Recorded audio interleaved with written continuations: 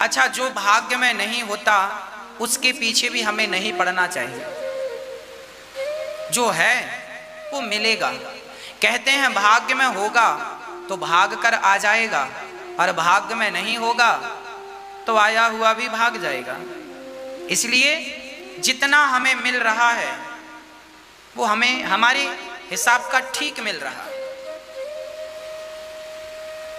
जिस योग्य विधाता ने बनाया ठीक है, संतोष रखो। बेटी ना होना, बेटा ना होना, लोग बहुत रोते हैं, महाराज जी हमें बेटा नहीं है, महाराज जी हमारी बेटी नहीं है। अरे जो है उसमें संतोष क्यों नहीं रखते? एक मैया बोली, महाराज जी हमारी 4 बेटियां हैं, एक बेटा हो जाए तो अच्छा है। हमने कहा 4 बेटियां हैं ना, जिनकी एक भी बेटी नहीं है, जरा उनसे पूछो, वो कह रहे हैं कि हमारी एक ही बेटी हो जाए तो हमारा काम हो जाए। जिनकी एक भी नहीं है वो एक को तरस रहे हैं, और जिनकी 4 हैं वो भी एक को ही तरस रहे हैं। देखिए, जिसे दुखी रहना है वो किसी भी प्रकार से दुखी रह लेता है, और जिसे पॉजिटिव रहना है, सुखी रहना है, वो किसी भी प्रकार से सुख ढूंढ लेता है। इसलिए सुखी रहा करो, सदा पॉजिटिव रहा करो, नेगेटिव ना रहा करो। एक बालक का नाम था श्यामू। श्यामू सारे गांव वालों से गालियां दिया करते थे। एक्चुअली श्यामू के माँ बाप बचपन में गुजर गए थे। सारे गांव वालों की वो सेवा करता था, तो गांव वाले गाली दे देते थे। अनाथ था, जो मन आया कह दिया। श्यामू को गाली दे देते थे, कोई कुछ गाली, जो बुलाए ए यहाँ गाली दे, श्यामू यहाँ, श्यामू श्यामू। पर वो बालक बहुत हंसता रहता था, प्रसन्न रहता था। एक संत की नजर पड़ी श्यामू पर, बुलाया, बेटा यहाँ आओ। मैं देखता हूं गांव के सभी लोग तुम्हें गालियां देकर बुलाते हैं और तुम बड़े प्रसन्न रहते हो, इस हाल में भी प्रसन्न कैसे? श्यामू ने महात्मा जी के कान में धीरे से कहा, महात्मा जी ये लोग श्यामू को गाली देते हैं। जब मैंने सुना कि मुझे बहुत गाली दे रहे हैं श्यामू को, तो मैंने अपना नाम ही बदल लिया, और बदला हुआ नाम मैंने इन्हें बताया ही नहीं। मैंने अपना नाम रामू रख लिया, रामू। और ये गालियां देते हैं श्यामू को। अब मैं तो श्यामू हूं नहीं, मैं तो रामू। अब ये गालियां दे रहे हैं श्यामू को और मैं हूं रामू, इसलिए मैं इनकी बेवकूफी पर हंसता हूं, मैं प्रसन्न रहता हूं। आप भी ये चीज समझ लीजिएगा। जैसे मुझे किसी ने गाली दी, अनिरुद्धाचार्य को किसी ने गाली दी, तो आपने यदि मुझे गाली दी तो गाली किसको दी? मेरे शरीर को दी ना। मेरे शरीर का नाम अनिरुद्धाचार्य है, आप लोग कहते हैं। इस शरीर को अनिरुद्धाचार्य कहते हैं। आपको पता है कि यह शरीर अनिरुद्धाचार्य है, तो गालियां तो आप शरीर को दे रहे हैं ना। और मुझे पता है कि यह शरीर तो चिता में जल जाना है, तो फिर मैं आपकी गालियों का बुरा क्यों मानूं? जो गालियां आपने दी हैं वो गालियां भी शरीर में चिता के साथ जल जाएंगी। मैं अनिरुद्धाचार्य नहीं हूं, मैं सिर्फ परमात्मा का दास हूं, मैं भगवान का हूं बस।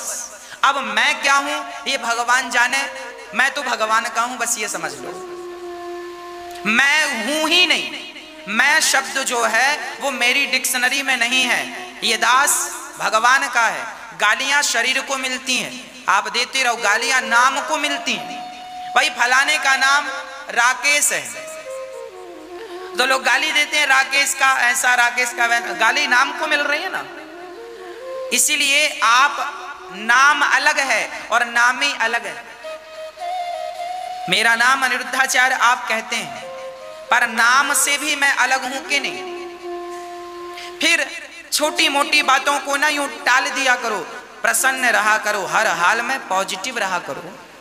गालियां आपको कोई नहीं देता, गालियां आपके नाम को देता। भाई किसी ने आपको कुत्ता कहा और आपने कुत्ता सुनकर भौंकना शुरू कर दिया, तो बताओ उसने क्या गलत कहा? ठीक ही तो कहा। आपको कहा किसी ने कुत्ता, तुम कुत्ते हो, और अच्छा हमें कुत्ता का हमें, और आप कुत्ते की तरह व्यवहार करने लगे, उसको भी गालियां देने लगे, भौंकने लगे, तो बताओ फिर उसने क्या गलत कह दिया? तुम कुत्ते हो सो कुत्ता कह दिया। आप क्यों कुत्ते बन रहे हो? क्यों बुरा मान रहे हो किसी की गालियों का? देने दो ना, वो देने वाला होगा जो होगा, आप क्यों बुरा मान रहे हो? आपकी अज्ञानता का यही तो परिचय है। आप बात बात में गुस्सा करते हैं, छोटी छोटी बातों को माइंड में ले लेते हैं, यही ये अज्ञानता है। ज्ञानी व्यक्ति, समझदार व्यक्ति, विवेकवान व्यक्ति कभी ऐसी हरकत नहीं करता, अनपढ़ों जैसी। नारद जी सुनो, सनकादि कह रहे हैं, नारद जी सुनो, आत्मदेव जी की कोई संतान नहीं थी। अच्छा, जिसके बच्चा ना हो ना, लोग उसे जीने नहीं देते, खास करके बूढ़ी माताएं। जिसके बेटा नहीं है, फिर देखो बूढ़ी बूढ़ी माताएं बैठकर एक ही पंचायत करती हैं, फलाने की बहू की तो बेटा नहीं है, 4 बेटियां हो गई, बेटा नहीं, बेटी है कोई बेटा नहीं। अरे तुम्हारी बहू की तो बेटा है, तो तुमने कौन सा गढ़ जीत लिया? बेटा पाने से क्या है? आज जिनके बेटा हैं वो भी तो सेवा नहीं करते। 4 बेटा हैं जिन माँ के, 5 बेटा हैं जिन माँ के, 2 बेटे हैं, 1 बेटा है। ऐसी बहुत सारी माताएं, उन माओं की सेवा ये दास अनिरुद्ध करता है गौरी गोपाल वृद्धाश्रम में। जिनके अपने बच्चे हैं, अच्छे कमाते खाते हैं, पर उनकी माँ उन्हें बोझ लगती है, सेवा नहीं करते, ऐसी माताओं की सेवा ये दास अनिरुद्ध करता है। तो बेटा है और बुढ़ापे में गिलास भर पानी देंगे, इसकी क्या गारंटी है? इसलिए बेटों के लिए ना रोया करो, भगवान के लिए रोया करो। जो आंसू बेटों के लिए बह रहे हैं वो भगवान के लिए बहे होते तो वो आंसू भी मोती बनकर भगवान तक पहुंच जाते, जो आंसू तुमने व्यर्थ में गवा दिए। इसलिए भगवान के लिए रोना सीखो। संसार के लिए तो जिंदगी गुजर गई रोते रोते, बाल पक गए रोते रोते, क्या मिला? और अभी भी रोओगे तो क्या मिलेगा? इसलिए भगवान के लिए रोया करो। भगवान हमारे हैं, हम भगवान के हैं, इस विश्वास से रोया करो। कब मिलोगे नाथ?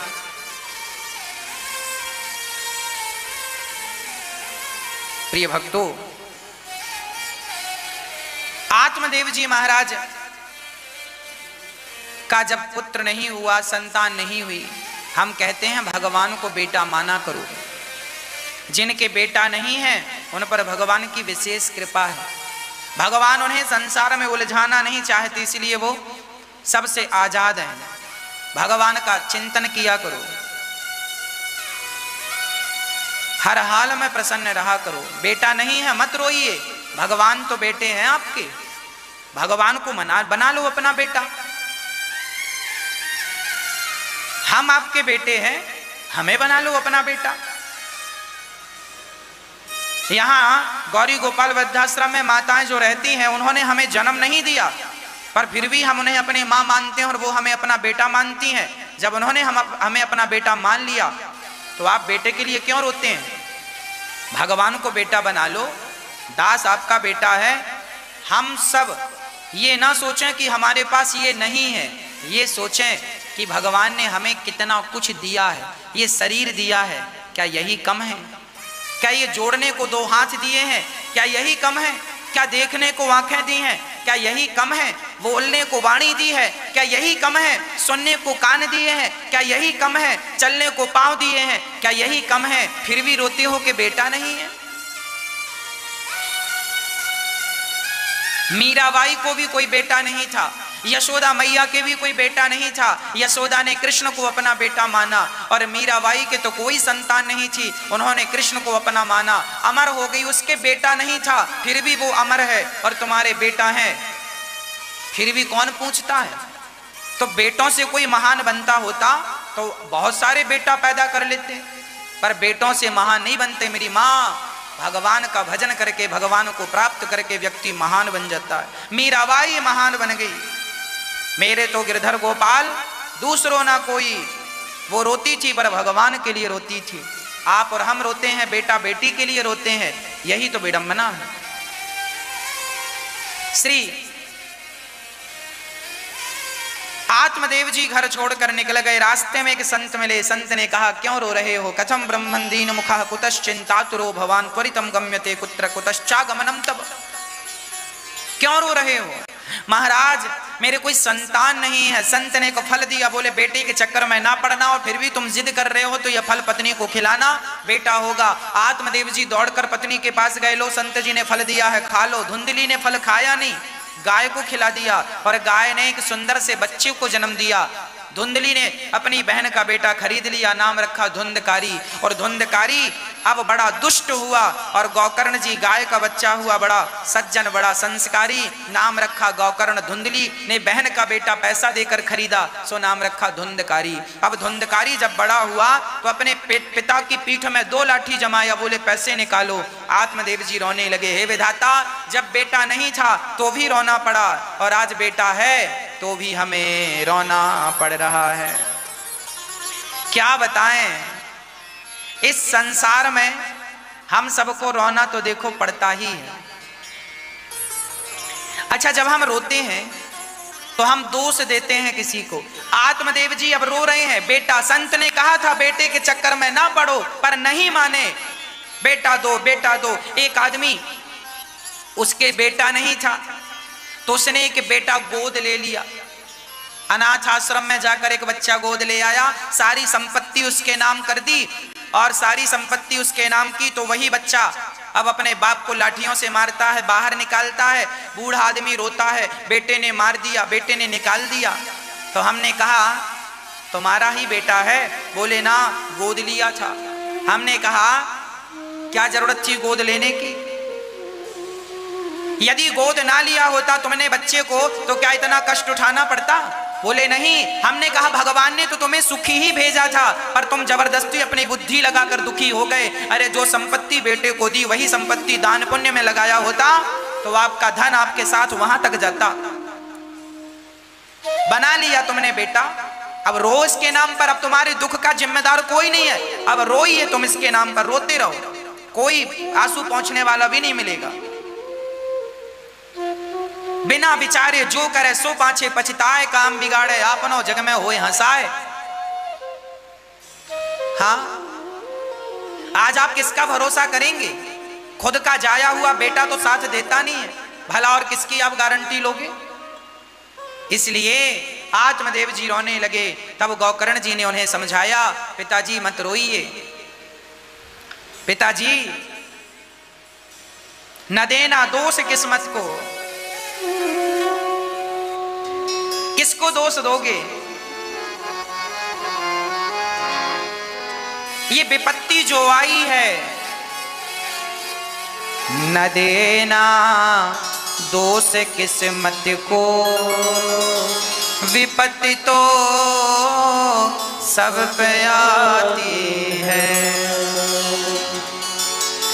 न देना दोष किस्मत को, विपत्ति तो सब पे आती है। क्या बताएं, ये जो विपत्ति है ना, ये सब पे ही आती है। हाँ, ये सब पे आती है विपत्ति। किस पर नहीं आई? आप पर भी विपत्ति आएगी, हम पर भी आएगी। कौन है जिस पर विपत्ति ना आई हो? विपत्ति सब पे आती है। इसलिए जब आत्मदेव जी पर लाठियां बरसाई उनके अपने बेटे ने, तब गौकर्ण जी समझा रहे हैं, पिताजी क्यों रो रहे हैं? विपत्तियों के कारण। तो विपत्तियां सब पर आई हैं। कुछ लोग ऐसे होते हैं जो विपत्तियों के आने पर और मजबूत हो जाते हैं, और कुछ लोग ऐसे होते हैं जो विपत्ति के आने पर समाप्त हो जाते हैं। इसलिए विपत्ति आएगी। विपदा संतु नः सस्व तत्र तत्र जगत गुरु। माता कुंती ने भगवान से विपत्ति मांगी, हे विधाता मेरे सिर पर विपत्तियों का पहाड़ टूट पड़े। क्यों माँ विपत्ति क्यों मांग रही हो? बोले जब जब विपत्ति आई तब तब प्रभु आपका दर्शन हुआ है, और जब जब जीवन में सुख आया है तब तब मैं आपके दर्शन से वंचित रह गई हूँ। ऐसे सुख पर पत्थर पड़े जो कृष्ण हृदय से जाए, और बलिहारी व दुख की जो पल पल नाम जपाए। हाँ, हमें ऐसा सुख नहीं चाहिए, हमें दुख चाहिए जिसमें कम से कम आपका स्मरण होता रहे, आपका चिंतन होता रहे। प्रिय भक्तों,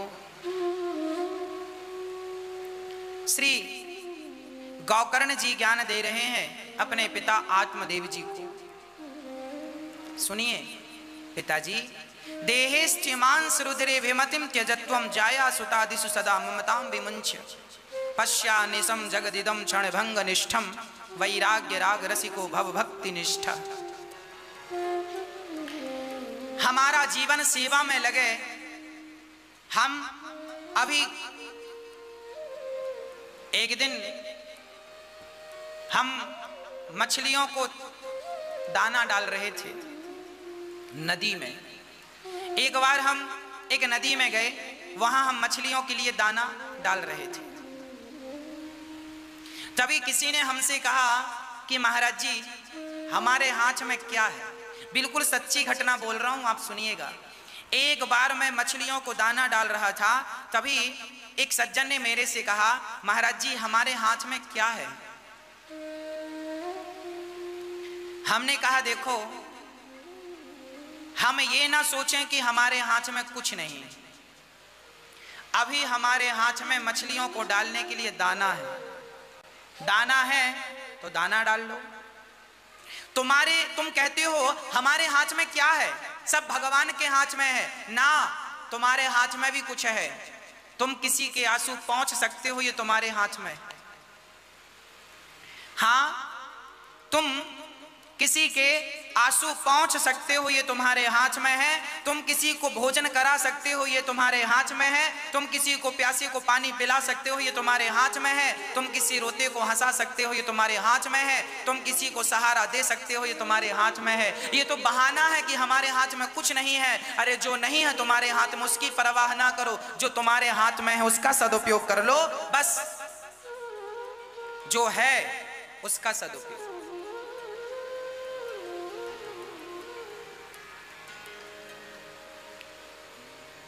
हमारे हाथ में भी बहुत कुछ होता है। प्रकृति को बदलना मेरे हाथ में नहीं है।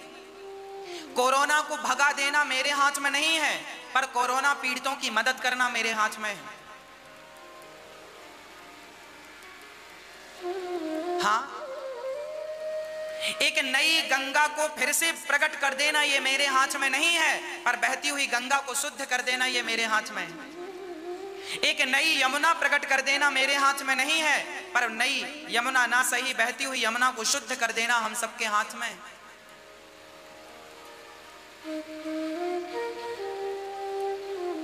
जो हमारे हाथ में है हम वो तो करें। आपके हाथ में है कि आप अपने माँ बाप की सेवा कर सकें, पर आप नहीं करते। जो नहीं करते मैं उनकी बोल रहा हूं। वो अपने माँ बाप की सेवा करते तो उनकी मां दौड़ करके गौरी गोपाल वृद्धाश्रम क्यों आती। आज मुझे एक मां ने बताया कि मेरे 4 बेटे हैं। वो उस दिन मैया आई थी जिस दिन मातृ दिवस था, मदर्स डे था। उस दिन वो मैया मंच में आई थी। उन्होंने आज मेरे से बताया कि महाराज जी हमारे 4 बेटे हैं और चारों बच्चे हमारे बेटे हमें मारते हैं। मारते हैं बेटे, और जब मारते हैं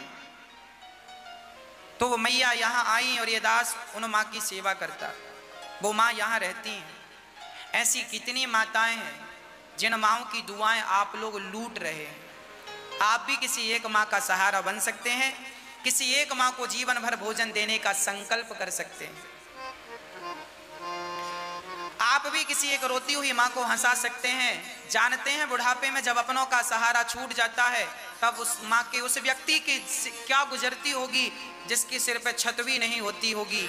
तो आप भी किसी एक माँ के सिर की छत बन करके उसकी छाया बन जाइए। गौरी गोपाल वृद्धाश्रम पूरा माँओं से पैक हो गया है। एक दूसरा वृद्धाश्रम बनाने की जरूरत है जहाँ 1000 माताओं के रहने की व्यवस्था होगी। उन माताओं के लिए आप एक कमरे की छत का योगदान कर सकते हैं, एक कमरे की छत का सहयोग कर सकते हैं, जहाँ माताएं आपकी छाया में अपना बचा हुआ समय व्यतीत करेंगी और उसका फल आशीर्वाद हमें मिलेगा। ये तो हमारे हाथ में है ना। लोग कहते हैं हमारे हाथ में क्या है। अरे किसी का सहारा बन जाना ये आपके हाथ में ही है। जो हमारे हाथ में है वो हम करें, जो हमारे हाथ में नहीं है वो विधाता पर छोड़ दें। प्रभु आगे तुम संभालो, जो हमारे बस का है हम करें। इसलिए ये दास आपसे कहता है किसी एक माँ को आप गोद ले सकते हैं, किसी एक माँ का जीवन भर भोजन देने का संकल्प कर सकते हैं। साथ ही यहाँ गौरी गोपाल अन्न क्षेत्र भी चलता है। यहाँ हजारों संत हजारों गृहस्थी पेट भर के प्रसाद ग्रहण करते हैं। आप भी इन संतों के लिए अन्न क्षेत्र बंटवा सकते हैं। एक दिन का लंगर, एक दिन का भंडारा, एक दिन के अन्न क्षेत्र की सेवा आप ले सकते हैं और यहाँ हजारों साधु संतों के भोजन में आप भी अपना योगदान प्रदान कर सकते हैं। आप भी इन संतों की सेवा से जुड़ सकते हैं। श्री जब नारद जी ने धुंधकारी ने माँ पिता को मारा, माँ को मारा, माँ पिता दोनों, माँ तो कुएं में कूद कर मर गई, पिताजी तो भागवत का पाठ करके अपना कल्याण करते हैं।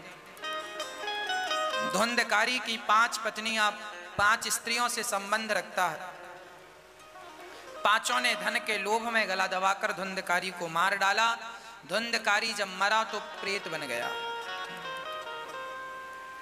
पापी व्यक्ति जब मरता है ना तो प्रेत योनि मिलती है। इसलिए प्रेत योनि से बचना हो तो कभी अपनी माँ, जो अपनी माँ को अपने पिता को सताता है, ऐसा व्यक्ति प्रेत योनि में जाता है। प्रेत योनि में दोनों धुंधकारी चला। गौकर्ण जी ने भागवत सुनाकर उस प्रेत योनि से धुंधकारी को मुक्त किया और प्रेत योनि से निकलकर वह भगवान के धाम चला गया।